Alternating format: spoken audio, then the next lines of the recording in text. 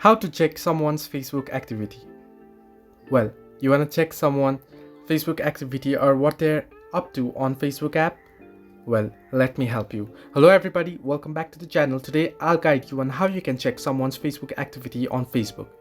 Now, open up the app and make sure you are logged into your ID. Now, head over to the profile of the person that you wanna see the activities of. Now, remember, there is no any particular option on the Facebook app that you can see someone's Facebook activity. It's due to the security and privacy issue. But what you can do is head over to the profile and you'll find the option see more about info option. Now tap on it, and here on their about you'll be able to see at their work, their education, the places they have lived, the basic info. And here if you scroll down, you'll be able to see the check-ins where they have been to recently and the persons that they have been following.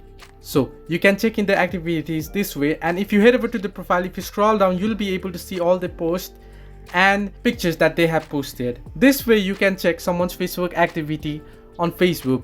Hope this helped you. Do like and subscribe, and do not forget to leave a comment down below if you have any further issues.